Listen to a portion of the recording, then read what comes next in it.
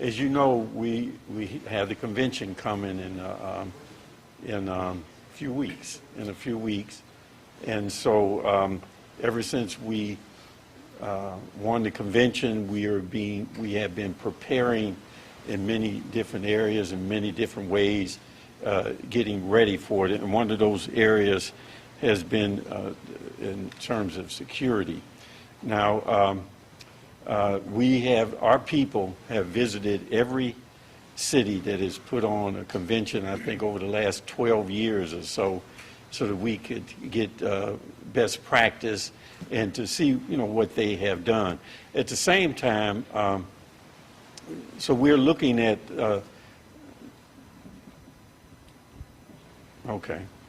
so we're looking at the best practices, but at the same time, we have had our own practical experiences and really some things that we've had to do here locally. So we're blending what we know works for Cleveland and what has happened in other places so that we can do what is the best thing to provide for a safe and secure convention.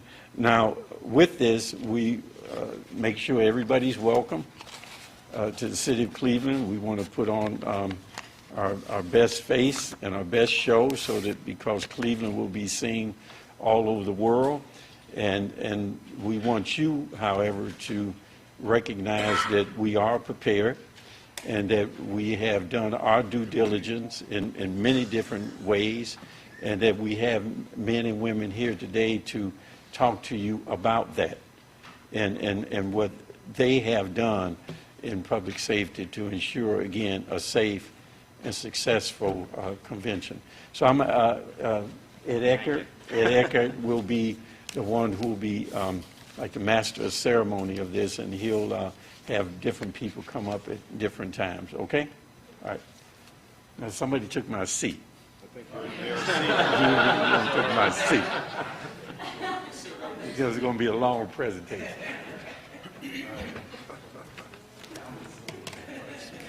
It is. I'll let the mayor get settled in here.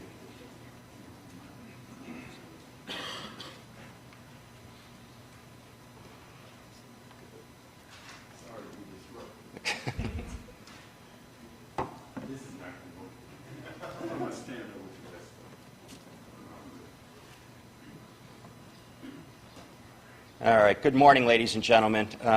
Again, my name is Ed Eckhart. I'm the Assistant Director of Public Safety for the City of Cleveland.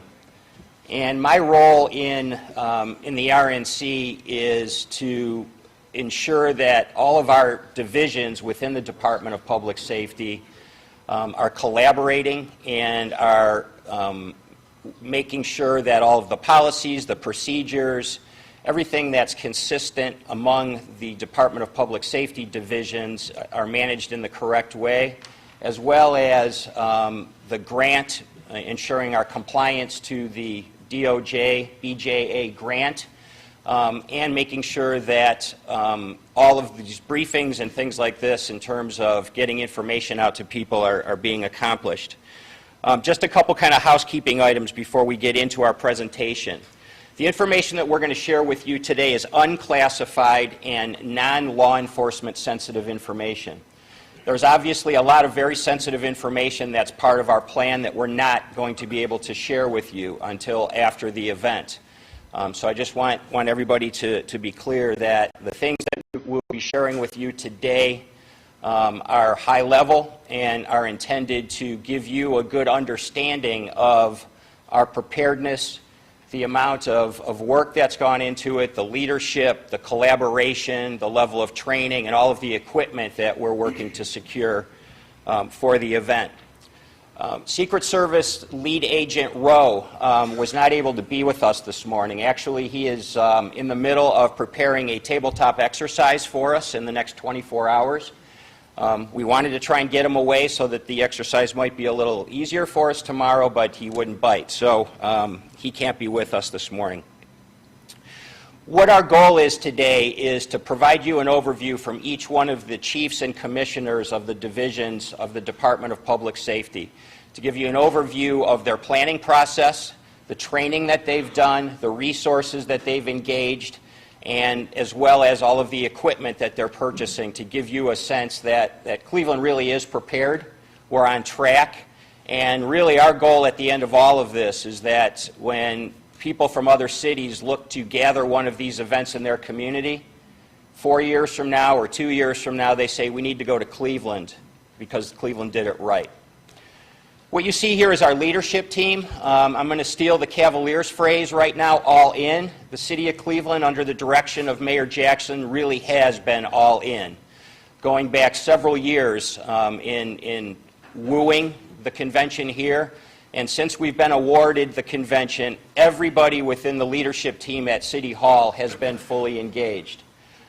This is just a snapshot of the safety team.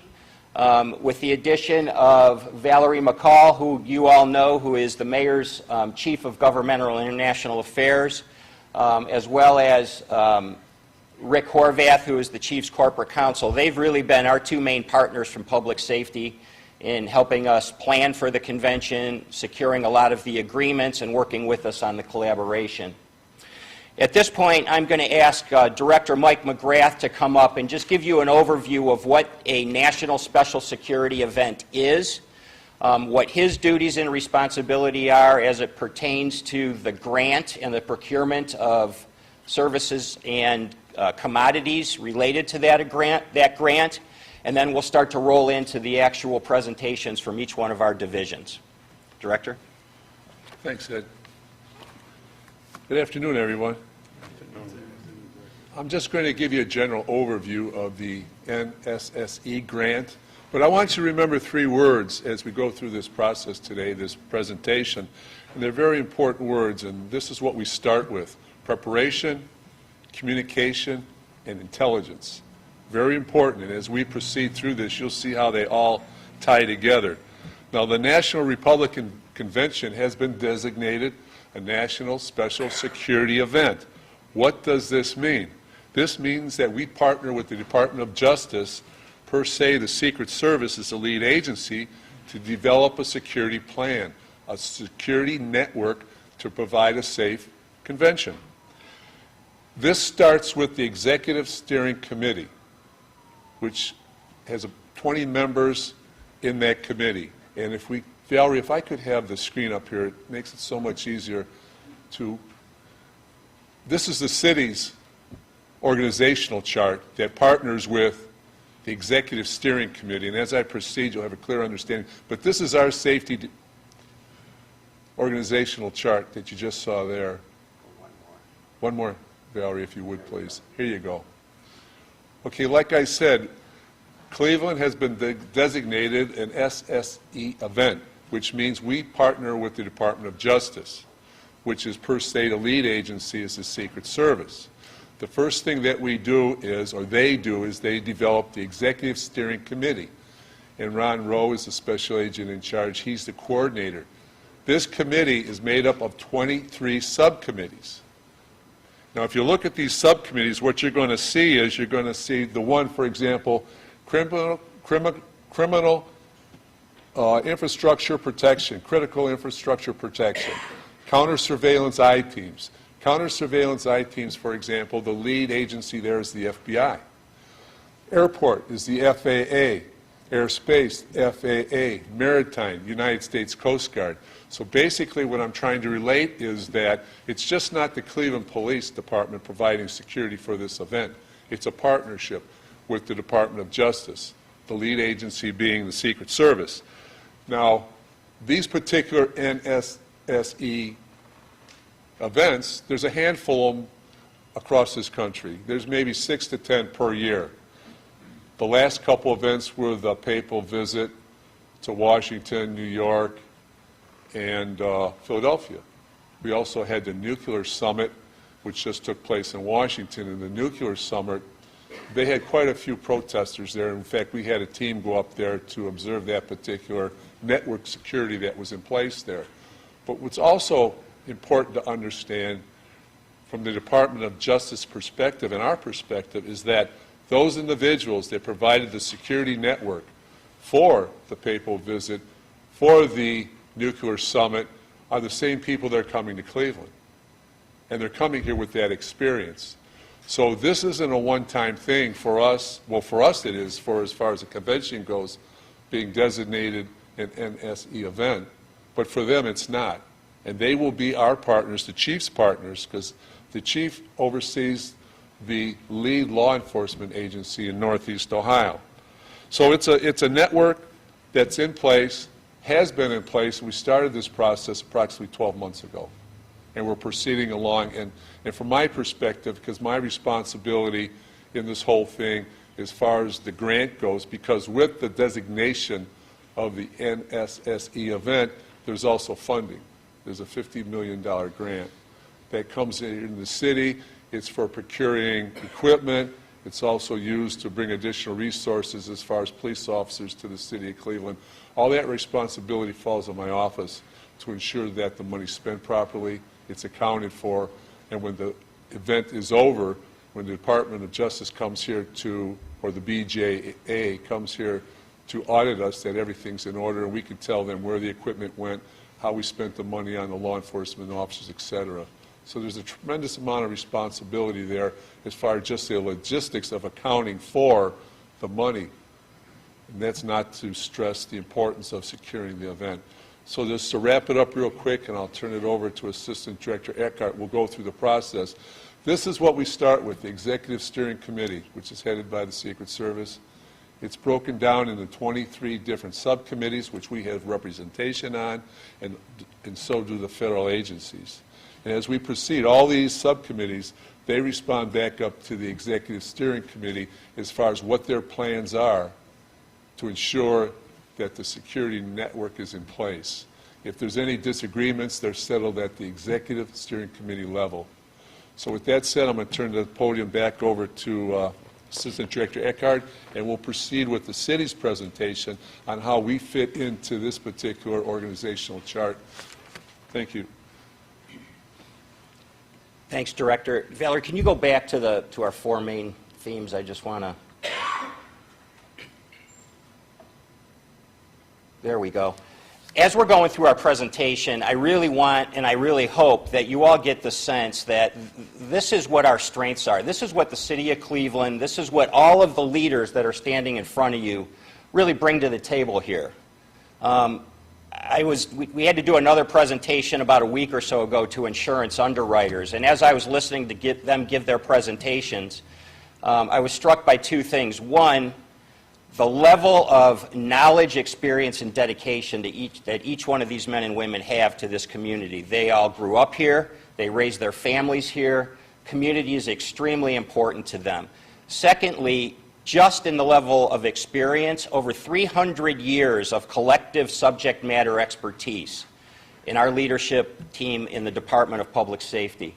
Secondly is the level of collaboration that you're going to see with our federal partners, our state partners, our local partners here. And these partnerships just didn't start in the last 18 months. These are long-standing partnerships that have been embedded within the Department of Public Safety for a long time. This event really allowed us to not start the partnerships, but really enhance them and take them to another level. Then when we give you an overview of the training, I think you're going to be blown away by the amount of hours that our personnel have received in training. And again, not just in the last 6 months, going back 4, 5, 10 years. It's not that all of a sudden because we got awarded the RNC, all of these classes just popped up. These are classes that have been ongoing and that help us be prepared day in and day out. And then lastly, the equipment. Being able to utilize commodities and services to provide the level of service under the leadership, the direction, the collaboration, and the training makes it all come together. So at this point, I would like to ask Chief Calvin Williams to come up, and he will start the law enforcement overview, and then he will be joined shortly thereafter by Deputy Chief Tamba. Chief? Thanks, Director. Well, good morning. Director Eckhart kind of set the stage, along with the mayor and the safety director. We are in the process of finalizing all of our security planning for the convention. This isn't a process that started 6 months ago or 8 months ago. This started a long time ago, started almost a year ago. Once we got into the process of securing the convention, we knew that we couldn't wait until we were actually awarded a convention to start preparing for it. So we started then. Deputy Chief Ed Tomba, who's going to come up after me, was integral in all of the preparation and securing the convention, and all of the delegate experience that we put on for the Committee on Arrangements that came and talked to us and went around our city and talked to our partners and probably talked to a lot of you. And from that point, almost a year ago, I had decided that Ed Tomba would be our lead for the Division of Police in not only providing the law enforcement security part of this, but making sure everything else was in place for this convention. Assistant Director Eckhart talked a lot about our system here and what we've been through in this city, not just over the last couple of years, but probably over the last decade, and how that the people that you see here represent Cleveland. You know, I've been in law enforcement in the city for 30 years, and you'll hear from each individual here. They've been here, you know, along the same line. Most, if not all, I think we have a couple exceptions, are lifelong Clevelanders who still live in this city, who still know that this city is going along the path of being a great city again. And I think we're really close to that. You'll hear from these individuals that will tell you that there is nothing more challenging than a convention, but there's nothing at the end, I think, that's going to be more rewarding and more beneficial, not just to this city, but to the divisions represented here, to the people that you don't see here that are working hard day in and day out to make sure we're successful here. This is going to be great for the city, and the people you see here are the people that are putting this together. So I just want to leave you with a couple things. The director, the mayor, and the safety director talk about partnerships, and we can't do this without our partners. You know, a lot of the focus has been put on the Division of Police, and are we prepared for this convention in less than, I think we're at about 45 days now, 46 days. We are prepared, but that, again, does not happen overnight, and it does not happen without a lot of great partners, not just in the city that you see here, but in the state, in the county, and around this country. A lot of emphasis has been placed on the number of officers that the division is going to have to help it with those outer zones and with the rest of the city. Well, there are thousands of people on the state and the federal level, the county level, that aren't even counted in our plan that are going to be here to help secure this convention. So we are prepared. We are ready. And our partners are out there prepared and ready. There are going to be officers and individuals and things that you will never see, but they'll be here making sure this city is safe. And people have to remember that. And people also have to remember that the experience you see here, it didn't happen overnight. These people have dedicated their lives to the city, to making it safe, and this is just one more event that we're tasked with handling, that we will handle. But it won't be the last.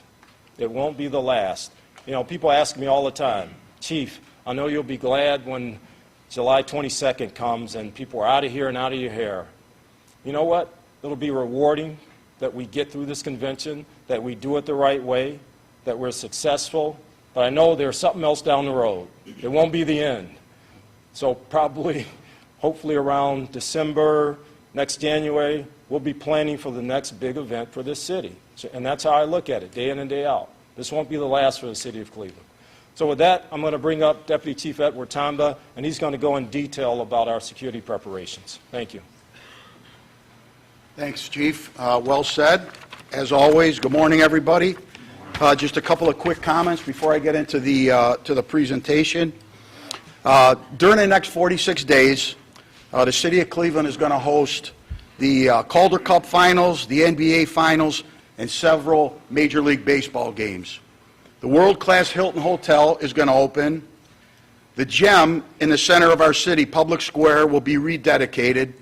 The Division of Police will graduate a new class of police officers. Summer has arrived in our city. Numerous neighborhood events and festivals will showcase everything in our great city. We bid for and we won the honor of hosting the 2016 Republican National Convention, and that victory will place us in the international spotlight.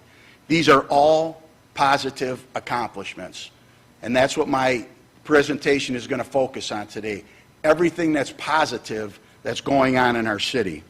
As the chief said, I was selected to be the lead law enforcement planning officer for the Division of Police, and I consider this assignment a great honor and a highlight of my 31-year career as a law enforcement officer in the city and a lifelong city resident. So that's the way I'm looking at this. That's the way I want everybody else to look at it. Earlier we met, and a member of the media asked the mayor, "Mayor, what can we do?" And the mayor said, "Report the event as it unfolds. Be positive." We are not looking at this as a negative. This is a positive for our city, and we're going to showcase all that our city has to offer. We will be prepared, we are prepared, and we are trained. So with that said, I'm going to get into a presentation of what we've been doing the last 12 months and try to address any issues or any concerns that anybody has. The lead agency for the secure zone is the United States Secret Service, and they are collaborating on the design and the implementation. That has been a question that's been out there a lot. Where is that hard zone? That has not been determined yet. That will not be released. Publicly, the Secret Service says if you can see Quicken Loans Arena and throw a baseball at it, you're probably going to be in that secure zone. So I think everyone will have a pretty good idea where where that hard zone is going to be. They are responsible for all the dignitary protection. They will coordinate that. All of the state trooper agencies are responsible to protect their governors that'll be in town. Chief Williams is the lead law enforcement officer. He'll be part of that unified command, and I will be the operations chief for the convention, and I will be responsible for all the law enforcement resources outside of that hard zone and throughout the city. The director touched on this very quickly. We're all part of this. We sit in the middle of those, the executive steering committee, and we make all the decisions, and all these subcommittees report up to the executive steering committee, and they get our approval on the plans, and then we move forward with those plans. We have collaborated, you're going to hear that a lot, with our law enforcement partners, and we have developed plans to prevent and mitigate any disruption by way of a balanced and proportional response continuum. So what I want to add to that is our law enforcement posture. This is in our operational plan. A lot of things that we're saying today are not, they're unclassified, but our law enforcement posture is the following. What you're going to see in the city of Cleveland from law enforcement is you're going to see officers on foot patrol, and they're going to be in their Class B uniforms, which are short sleeve shirts, slacks, and their hat. You're going to see officers on bicycles. Those officers on bicycles are going to have shorts on, they're going to have polo shirts, they're going to have their helmets on. Then you're going to see officers on mounted patrol. Obviously what's going to happen there, they're going to be patrolling on horses. We have contracted with outside law enforcement agencies to assist us with the mounted unit. You're going to see officers on motorcycles. That is our posture. Our posture is one of community policing, community engagement. Our job is to get people from point A to point B. Our job is to keep commerce moving and to keep the public safe and to make sure everybody that comes into the city has a positive experience and they're kept safe. So that's what you're going to see. What you won't see is any military-style equipment. You won't see officers in personal protective gear unless the situation dictates that they put on that gear and be in that personal protective gear. That's what it is. It's protection against something that is going on, and it's protection for our officers. But I can tell you that we will not be standing around with that personal protective gear on at all. It's going to be a different approach. During the planning process, I asked my counterparts across the country, I know what you did right, tell me what you did wrong or what you would do over if you could do it over again. And that was one of the things that they said. Chief, more bicycle officers, more foot patrols, more community engagement. So that's where that's our plan, and that's going to be our posture. We're going to manage and track our security operations using the National Incident Management Model. And that model is a national model that allows for multiple agencies and multiple jurisdictions to all work together, all under one common operating picture. Excuse me, Chief. This is the unified command. This will be Chief Williams and the other chiefs of the Division of Public Safety, and they're going to be all together in one room, and they're going to be running the operations. So if I need something from the Division of Fire or the Division of EMS, I can go right to the chief. He's standing there right next to the chief of fire, the commissioner of EMS, and we can get those resources. The FBI, intelligence, and crisis management, we do have officers assigned to that subcommittee and on that task force, but the FBI is the lead agency. The FEMA, Federal Emergency Management, consequence management, and they have played a significant role in all of the training that they've conducted in the city. We had about 16 or 17 classes that FEMA has put on for us with 50 officers in those classes. I have personally went to every one of those classes and spoke to the men and women of the Division of Police at the request of Chief Williams, and exactly what I'm telling you is exactly what I told them. We're not going to stand for any lawlessness. If someone breaks the law, we're going to take swift, appropriate, and constitutional action to mitigate that. But we're not going to stand for that. Anybody that wants to come into the city and let their voice be heard in a lawful manner, we're here to assist them. But anybody that goes sideways and is not following the law, there's going to be consequences, and we're going to deal with them, but it's going to be swift and it's going to be very professional. I can assure you of that. We have intelligence assets. Through the Secret Service, they set up these different intelligence teams, and they all have different missions. Obviously, some of them are self-explanatory. They can explain themselves by their names. The PIC teams, Protective Intelligence, those are the teams that are in charge of all the protectees, the governors, the senators, the congressmen, and the protectee, the candidate, when he and his vice presidential candidate come to town. The 17th is the welcoming event, which takes place on our North Coast Harbor, and we have a partnership with all these agencies here for water resources, and there'll be a temporary flight restriction. As you can imagine, Burke Airport's going to be very busy, so the federal government is going to put a temporary flight restriction controlled by the FAA. I discussed this a little bit earlier, but like I said, I know it's been out there quite a bit, so it can't be said enough. I've been saying it and I've been preaching it to all the men and women of the division, all the law enforcement agencies that are coming in from around the country. Everybody's on board with it. They like our plan. They know we're prepared. They know we're going to be ready to go once the convention starts.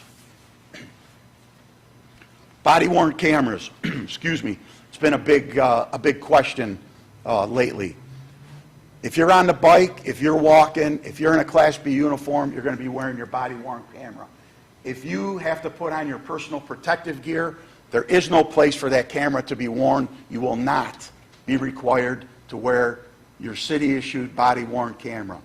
In an effort to mitigate that, in an effort to have some redundancy, we have established a video unit, and with all the media outlets and everybody with a cell phone, I'm very, very confident that any issue or interaction with law enforcement, we're going to have a documented record of it. That is our video unit's responsibility.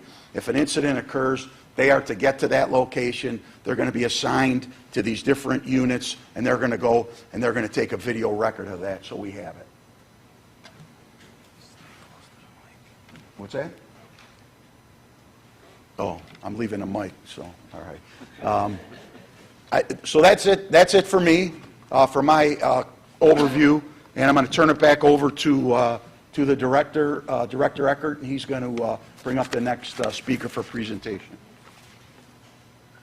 Thank you. I should have said this in the beginning. We're going to hold questions until the end of the presentation. That way we can cover everything at once. I just want to underscore what the Deputy Chief said as it relates to video. The Division of Police and all of our law enforcement partners, whether it be federal, state, and local, are all on the same page singing from the same hymnal as it relates to being a total open book in recording all of the activities that go on out in the community during this event. So the Division of Police took the lead in a strong leadership position in identifying and establishing this video unit. They will be out recording everything that can't be recorded by body-worn cameras. Full disclosure, we want to be an open book for any questions, any concerns that anybody has. We want to be able to document everything. That was a big leadership step by the Chief and Deputy Chief to ensure that we had all of those areas covered. At this point, I'd like to ask Commissioner Carroll and Jail Manager Scafidi to come up and provide their overview of arrest and detention. Good morning, everyone. My name is David Carroll. I'm Acting Commissioner for the Division of Correction. I'm a 28-year veteran of the Cleveland Division of Police, born and raised in the city of Cleveland. To my right is Jail Manager Lisa Scafidi. She is responsible for one of our jail locations, and I'll get into that as I begin my presentation. As you've heard the Mayor, the Director, and the Chief state, the Division of Correction has also been preparing for this event for the past year, planning, meeting with our jail partners, contracting with some different agencies. We'll get into that also with the presentation. So to start off, the Division of Correction is responsible for the booking, housing, and processing of anybody arrested in the city of Cleveland. We do this on a daily basis. This will be business as usual, so to speak, during the RNC event, possibly at a larger scale.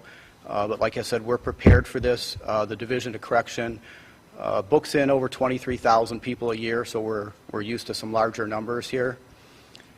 The Division of Correction has approximately 130 employees, which consist of correction officers, correctional supervisors, cooks, caseworkers, some administrative staff, and they'll all be a part of, and they have been a part of, the planning and training that we're doing internally for this event. Our division operates several different jail facilities. The House of Correction we refer to as the HOC out in Highland Hills. The Central Prison Unit, which is downtown, we refer to as CPU. And we also have some district jail facilities that we utilize for overflow, and we'll utilize those districts if we need to for this event.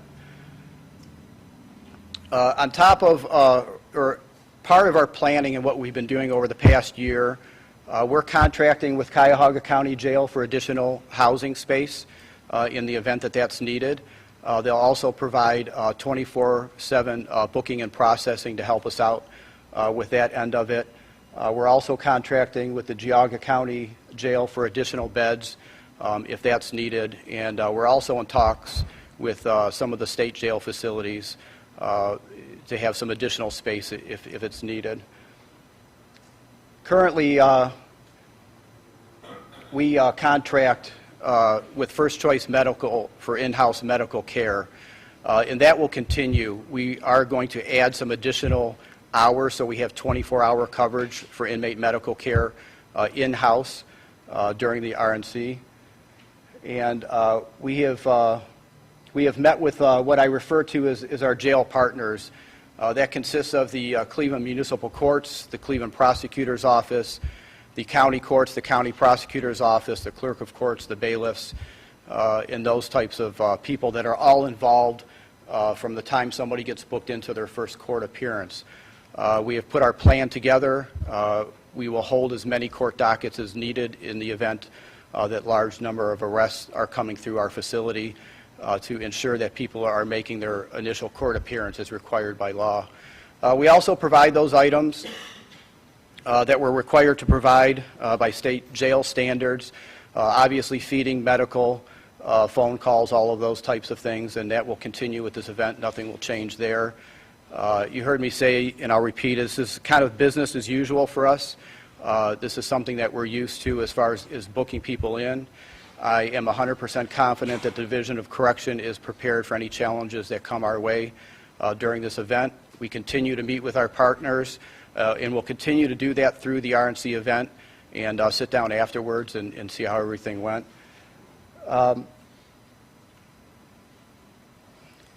That's it.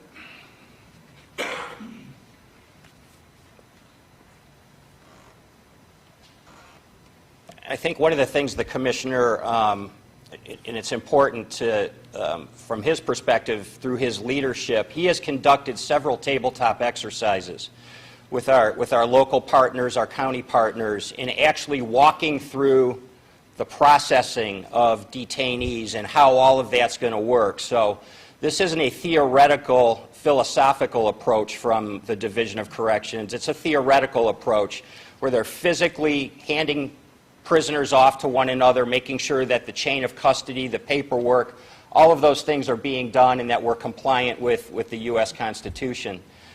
Those kind of things may seem to be trivial, but in a scenario like this where there's a potential for larger volumes than usual, it's important to make sure that each one of the partners in that process are actively engaged and have a voice in that process. At this time, I'd like to ask Commissioner Carlton to come up, and she'll give an overview on the first aid and medical coverage. Good afternoon. Thank you, Director. My name is Nicole Carlton. I'm Commissioner for the Division of Emergency Medical Service. I've been with the Division of EMS since 1993, and I've lived actually in the city of Cleveland for over 26 years, and I currently reside in Cleveland. Cleveland is home to me, and looking at the medical coverage for this event, I want to make sure that anybody coming into this city is as comfortable with the medical care provided by EMS in our area hospitals as I am. The Division of EMS handles over 115,000 calls on an annual basis, and we are staffed with 18 ambulances, transporting over 74,000 patients to area hospitals. Our mission for this event was actually to provide medical coverage for anybody coming in for the RNC and anybody here for actually any of the special events related to the RNC. As we worked with people who have hosted these events, we looked at the city of Cleveland and how blessed we are to have a plethora of hospitals and wonderful hospital partners that we have worked with for many decades. Some of the other cities were a little bit challenged as it came to having the hospital partners that the city of Cleveland has. The City of Cleveland, for EMS, we've partnered with these hospitals to provide unprecedented medical coverage, as well as private ambulance companies, to ensure that the neighborhoods are staffed fully with the ambulances for the Division of EMS, and that the local private ambulance companies will assist us with transporting patients to area hospitals. The welcome event will be staffed by one of the area hospitals. They'll have medical providers capable of handling moderate illness and injuries, and they will include an independent licensed provider, and that is somebody who can actually operate independently and make medical decisions. Cleveland EMS will utilize mobile units to actually respond to medical emergencies during the event and then care for them in the medical treatment tents. Inside the hard perimeter, one of the area hospitals will also provide medical treatment in first aid and treatment rooms. Staffing in these areas as well will include an independent medical licensed provider and medical support teams.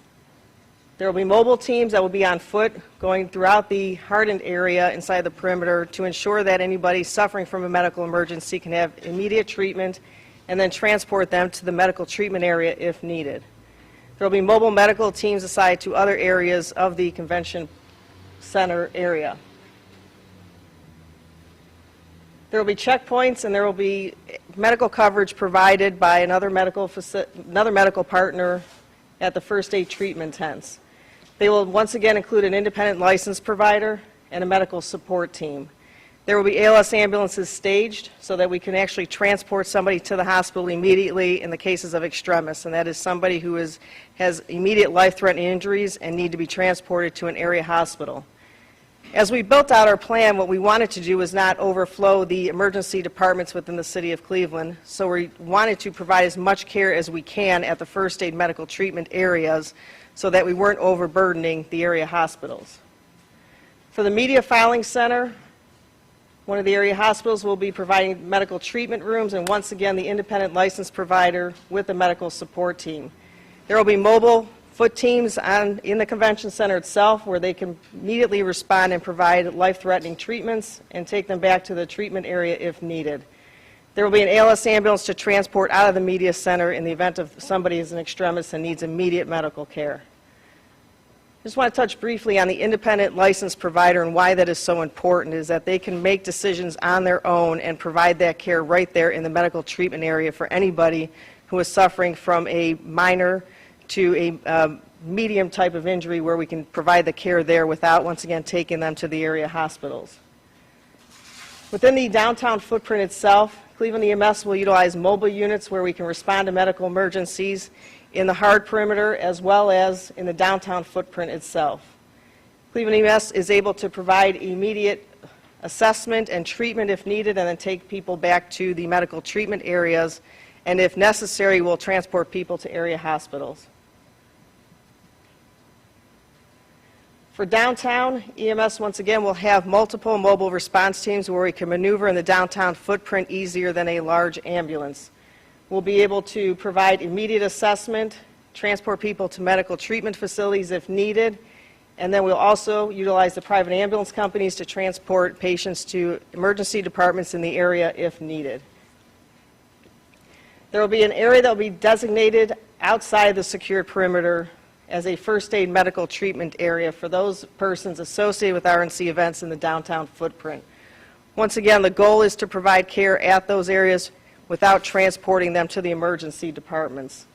The hospitals will staff medical providers capable of making independent decisions, and Cleveland EMS will provide medical support to those treatment areas with an ALS team.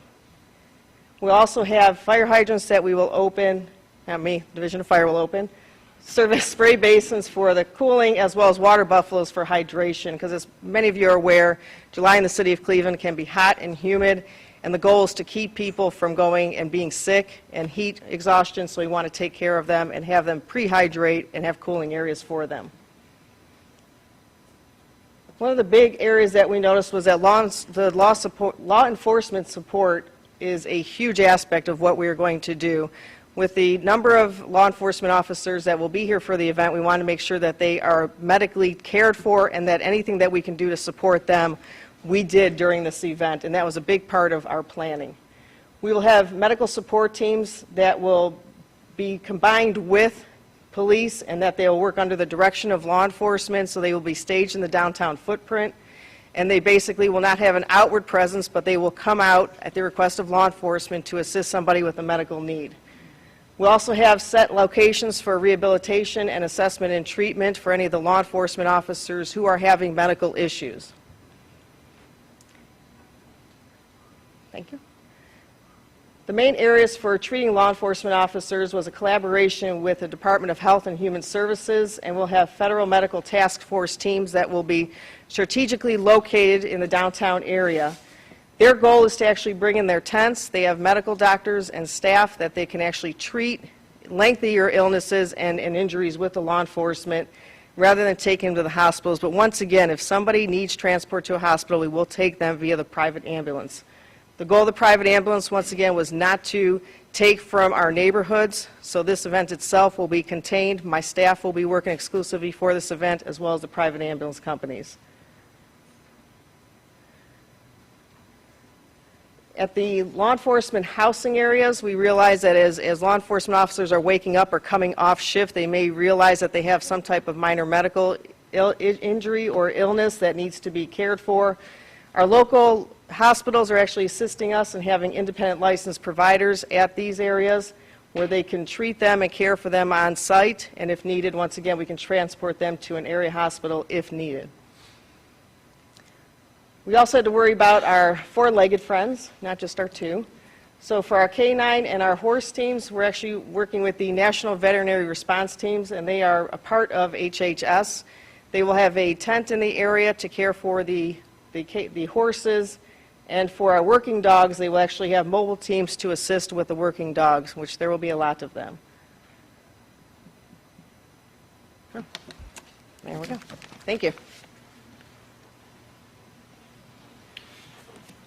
something to underscore on the EMS side. When the commissioner and her staff talk to other cities that have had conventions, one of the things they learned pretty quickly is that the hospital systems there were really more concerned about their own internal capacity issues and focused a lot on maintaining their operations. And so the pre-hospital community in those other cities did not have a whole lot of resource help from the local health systems. I think we're really blessed here in the city of Cleveland that, number one, we have a lot of world-renowned systems, but number two, they are willing to step up, collaborate, and provide resources. And as you could tell from Commissioner Carlton's plan, a lot of that did come from our healthcare partners. Now I'd like to ask Chief Angelo Cavillo to come up and provide the Division of Fire overview.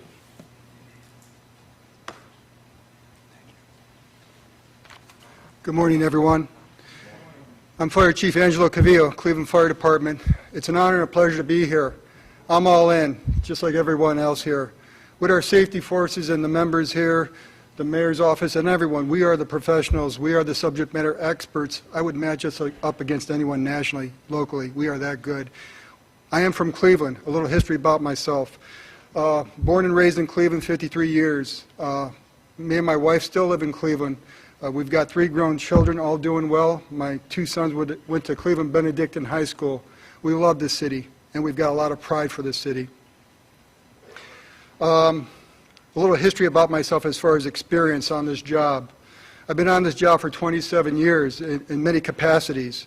I've been the director of training through 6 academies. That's almost 80% of our fire division as far as training in EMT training, physical training, fire operations, ladder operations, everything. I've been involved with it all. I'm also part of the Regional County Type 1 Hazmat team. I've been a suppression battalion chief, captain, and lieutenant, and also functioning paramedic since 1996. I've worked structure fires all the way up to the biggest ones, the Special 5 alarm fires.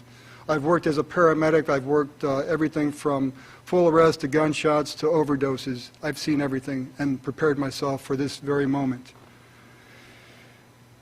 I've also been involved in the Fire Prevention Bureau as a captain. I also have some history and training as a captain and lieutenant in the hazmat unit of the Cleveland Fire Department. And I oversee approximately 750 members of this fire division along with administration. I started off with the first Joint Hazardous Assessment Team a couple of years back when it was brought to Cleveland, and it was an honor and pleasure to be involved with the FBI and our safety forces in regards to the Joint Hazardous Assessment Team. Boots on the ground being involved, and it was an honor and a pleasure. As far as relevant courses and my background to prepare myself to this position I'm in right now, I've been involved with training at the hazmat tech level for chemical, biological, radiological, nuclear, and explosive in Nevada. Incident response to terrorist bombing, suicide bombing in New Mexico. Weapons of mass destruction in Anniston, Alabama. National Fire Academy, Executive Leadership. Enhanced Incident Management, College Station, Texas. Going over tabletop just like these scenarios where, God forbid, if we have any incident, we'll mitigate it and we'll take care of it. I've also been trained at the Ohio Emergency Management Agency Emergency Operations Center, the EOC of the state of Ohio. So that's a little history about myself, and now I want to go into the PowerPoint presentation for the RNC. The Cleveland Division of Fire is primarily responsible for all fire, life safety, tech rescue, hazardous material recognition, and decontamination at all RNC venues, including the overall event footprint. Now keep in mind, we've got 3 24-hour shifts that are going to be running real time, taking care of our citizens and visitors of Cleveland. In addition to that, the off-duty members will be handling the hard zone and soft zone. So we're going to handle it. We're going to take care of it as business as usual. The Division of Fire will staff an all-hazards management center to dispatch, track, and relay information to the Joint Hazardous Assessment Team in collaboration with the Secret Service, FBI, and DOE. The Division of Fire will staff the hard perimeter with a battalion chief as an incident commander, hazmat, vehicle, and decontamination, fire suppression resources, mobile decontamination team.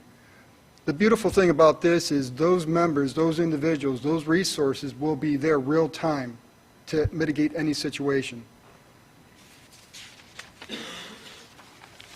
The Division of Fire will staff the soft perimeter with a battalion chief as an incident commander, fire suppression resources, hazardous response team, multiple mobile decontamination teams. Once again, it's all about real time, that flex time of being on scene to mitigate a situation. The Division of Fire Prevention is conducting pre-incident building inspections and special permit inspections to ensure compliance to state and local ordinances. Each venue designated as RNC facilities will be staffed with life safety inspectors to monitor crowds, conditions, fire suppression systems. In the event of an incident, they will coordinate crowd management and evacuations. The Division of Fire is staffing extrication teams for the purpose of extricating individuals from restraint devices designed to cause civil unrest and disruption. Field force extrication teams will support the law enforcement and deploy at the direction of the law enforcement commanders. It's all about unified command. Cleveland Police, Cleveland Fire, EMS, everyone working together, along with the other resources.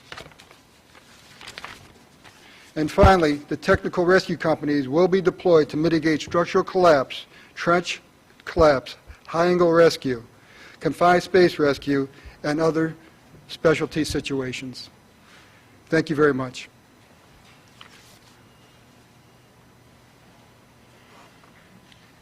Thank you, Chief.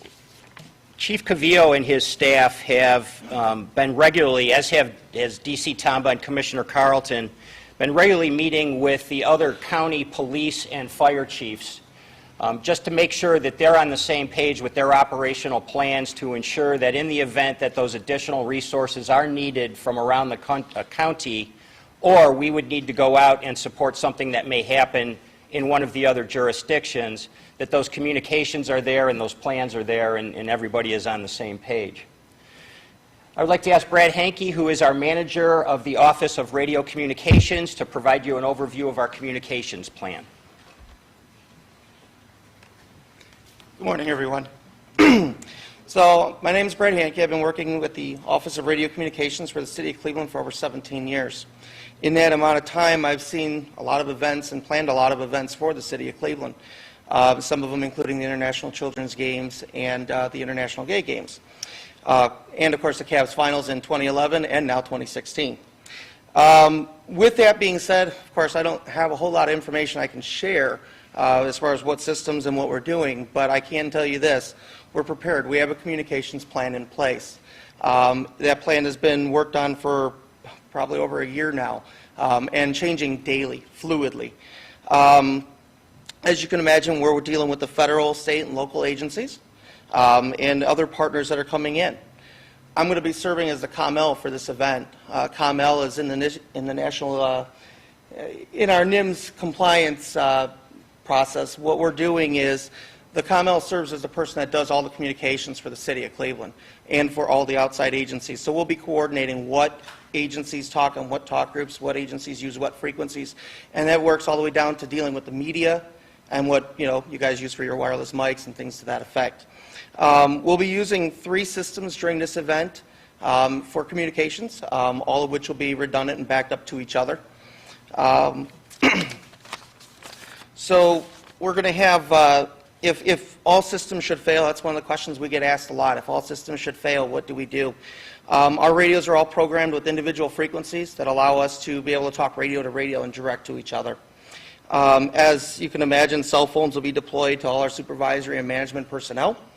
Also to our mission critical support resources, like our hospitals and things like that, so that they can communicate if something should happen.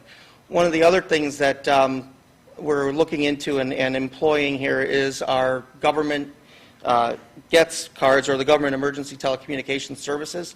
What that allows us to do is have a priority over phone lines so that you can still communicate. It gets us in before other people. And that's all I got. Thanks. Thanks, Brad.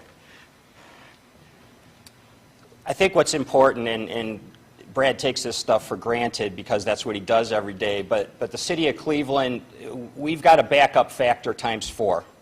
in the event that we had any kind of problems with any one of our systems, we've got a backup to the backup to the backup to the backup, if you count the cell phones and the get service. So obviously communication is very important. Brad and his people do a fantastic job, and we're very confident in his leadership. Now I'd like to ask Mr. Alex Pelham. Alex is our manager of our Emergency Operations Center, to come and provide an overview of his area. Good morning, everyone. Thank you for having me here. First off, my name is Alex Pelham. I'm the Emergency Operations Center Manager. I've been with the City of Cleveland for 1 year. I came here last June. For the previous 7 years, I was in Jacksonville, Florida. Yes, I am the second person outside of LeBron James to move from Florida to Ohio. And much like Mr. James, I anticipate a very eventful and very fruitful next month or two. With that, during my time in Jacksonville, I served in a similar role, and we planned, prepared, and operated the Operations Center for both natural disasters and human-caused disasters. Those natural disasters and special events include tornadoes, hurricanes, freshwater flooding, wildfires, as well as some of our human-caused, which are active shooter, missing children, and the high-profile court cases that affected Northeast Florida in the past 2 years. In 2014, I was honored by the National Homeland Security Association for Excellence in Emergency Management, and I am very happy to be here.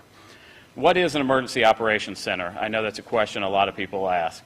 It is a central location at which all of the divisions and all of the leadership and knowledge you saw present before me, we come together to have one voice to provide situational awareness to all of our decision makers so that we can make the most effective, efficient, and justifiable decisions moving forward for the operations at hand.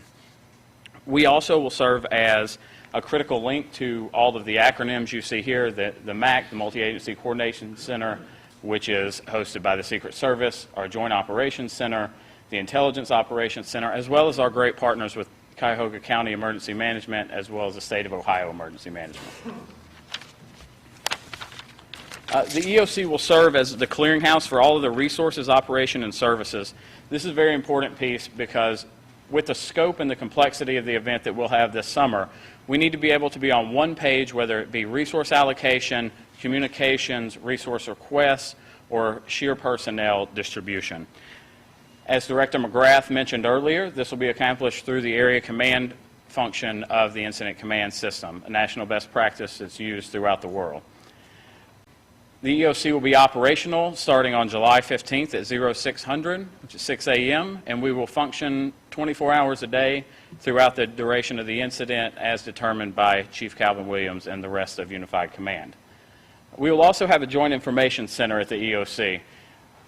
This Joint Information Center, in collaboration with the Secret Service's Joint Information Center, will ensure that the communications coming out of the City of Cleveland speaks in one voice, it's accurate, it's timely, and we don't present any conflicting information to our community or our residents moving forward. The EOC will produce 2 different documents. One will be internal, or they'll both be internal, that will provide our stakeholders different things. The first is an incident action plan. This is a game plan. I'm a sports fan, so what I like to give analogies. This is the game capsule preview. You know who's working, you know how they're working, you know how to communicate with them. We have a safety plan because, as everyone in this room knows, the safety of our first responders and our residents and our event guests is #1 in our priority. It will also include weather outlooks, maps, and other events. This will be done once each operational period, those 12-hour periods, and will be distributed to our workforce. The second is a situational report. This is much like a box score. This will look at a certain time period, and it will let our decision makers, all of our partners, whether it be at the state, the county, the federal, or local, what has happened in the last couple of hours, as well as pictures or any information that needs to be pushed out. Why is the EOC a maximizing facility of how we can do things? One is we have an advanced camera system throughout the City of Cleveland. Our law enforcement partners, as well as our other partners, will be able to monitor said cameras in order to make justifiable decisions and decisions with all the facts. We also have the availability with our out-of-town partners, whether it be state, local, federal, to push their cameras through our system to where they can also see them. We have a video wall. What this video wall does is, while we have day-to-day activities that may be very confined in a space or site restriction, We anticipate that this scope of operations will be larger than most anything else we've dealt with. Therefore, the availability to have up to 80 sources on the computer, on the screen at once, provides our decision makers and our resource allocators an enhanced level of knowledge as they move forward. The third is Knowledge Center. This is a web-based software that allows our partners, no matter where they are, to keep track of what's going on, as well as to share information pertinent to the operation. The fourth is video conferencing. In the event that we need to push out information to our partners or have a sit-down with someone who may be in Columbus, someone who may be in Washington, D.C., we also have the capability in 3 of our rooms to do that. I'm not going to read every single name on here for everyone. However, what I believe this slide really shows is this is an all-in operation. This is not just the City of Cleveland putting this on. We have partners from the county and the regional. We have partners from the state of Ohio. We have federal partners, as well as some of our private partners like First Energy, who will sit in the EOC, who will help make decisions and will help allocate resources. Currently, we have 40-plus agencies that will be represented 24/7 starting on July 15th in our EOC in order to have the most adequate and the most up-to-date information that our unified command can make decisions on. As you see here, this is an organizational chart based on NIMS ICS that was spoke about. Very quick overview. The purple section, we know that our people have to sleep. We know that our people have to be fed. We also know that there may be supplies that they need. This is something put in place so that we can efficiently track our resources, make sure our people get what they need, and remove any redundancies that may occur throughout the resource ordering process. The red is what you see and what you've heard about from our department directors and chiefs. A couple that were not spoke about today were our health and medical branch. This will be coordinated by Cleveland Department of Public Health in coordination with our hospital systems. Our transportation branch, which will be staffed by Greater Cleveland RTA. We will work with our partners with the Public Works City, as well as our utilities partners with water, power, and our private partners at First Energy. The blue or the planning section, that will be who deals with the sign-in sheet, so we have personal accountability throughout the city. This will be who puts together the incident action plans and situation reports. And the final, the green, is our finance section, as we spoke with on our NSSE grant, as well as timekeeping. This provides a national best practice of how we can manage incident resources, procurement, and purchases as we move throughout the incident. We also have, and we can go back real quick, the command staff at the top. You'll notice there are our agency administrators, which are Mayor Jackson and Director McGrath.